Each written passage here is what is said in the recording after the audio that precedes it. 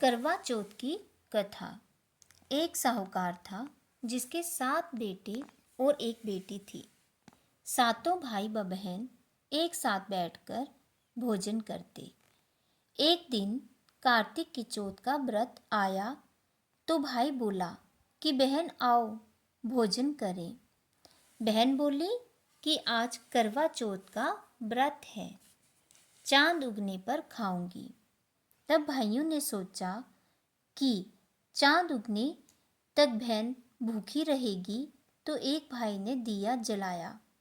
दूसरे भाई ने छलनी लेकर उसे ढका और नकली चांद दिखाकर बहन से कहने लगे कि चल चांद उग आया है, अर्घ दे ले।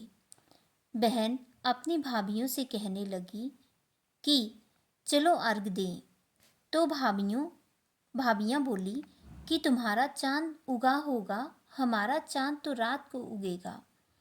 बहन ने जब अकेले ही अर्घ दे दिया और खाने लगी तो पहले ग्रास में ही बाल आ गया, दूसरे ग्रास में कंकड़ आया और जब तीसरा ग्रास मुंह की ओर किया तो उसकी ससुराल से संदेशा आ गया कि उसका पति बहुत बीमार है, जल्दी भेजो।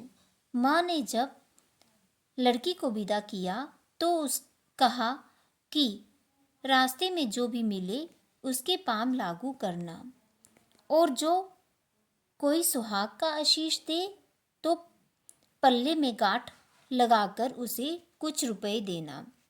बहन जब भाइयों से विदा हुई तो रास्ते में जो भी मिला उसने यही आशीष दी कि तुम 7 भाइयों की बहन हो, तुम्हारे भाई सुखी रहें और तुम उनका सुख देखो। सुहाग का आशीष किसी ने नहीं दिया। जब वह ससुराल पहुंची तो दरवाजे पर उसकी छोटी ननद खड़ी थी। वह उसके भी पाम लगी तो उसने कहा कि सुहागन रहो, सपूती हो। तो उसने ये सुनकर पल्ले में गांठ बांध दी और ननद को सोने का सिक्का दिया। तब भीतर गई तो सास ने कहा कि उसका पति धरती पर पड़ा है, तो वह उसके पास जाकर उसकी सेवा करने के लिए बैठ गई। बाद में सास ने दासी के हाथ बची खुची रोटी भेज दी। इस प्रकार से समय बीतते बीतते मंगसिर की चौथ आई तो चौथ माता बोली, करवा ले भाइयों की प्यारी करवा ले। लेकिन जब उसे व्रत चौथ माता नहीं दिखी तो वह बोली, हे माता, आपने मुझे उजाड़ा तो आप ही मेरा उद्धार करोगी, आपको मेरा सुहाग देना पड़ेगा। तब उस चौथ माता ने बताया कि पौष की चौथ आएगी, वह मेरे से बड़ी है, उसे ही सब कहना, वही तुम्हारा सुहाग देगी। पौष की चौथ आकर चली गई, माँ की फाल्गुन की चौथ आकर चली गई।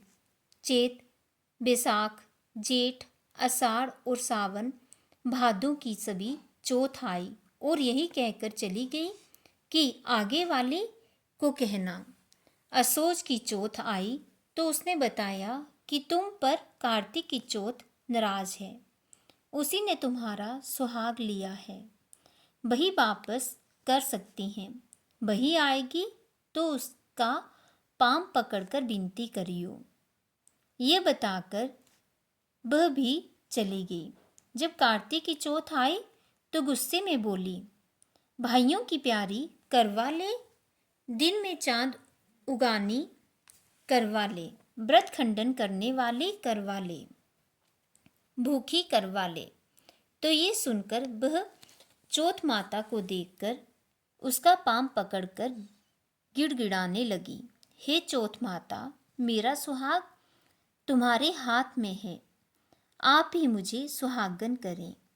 तो माता बोली, पापनी हत्यारनी, मेरा पांव पकड़कर क्यों बैठ गई? तब बहन बोली कि जो मुझसे भूल हुई उसे क्षमा कर दो, अब भूल नहीं करूँगी। तो चौथ माता ने प्रसन्न होकर आँखों से काजल, नाखूनों में से मेहंदी और टीके में से रोली लेकर छोटी उंगली से उसके आदमी पर छींटा दिया तो वह उठकर बैठ गया और बोला कि आज मैं बहुत सोया। वह बोली, क्या सोया? मुझे तो 12 महीने हो गए। तब जाकर चौथ माता ने सुहाग लुटाया।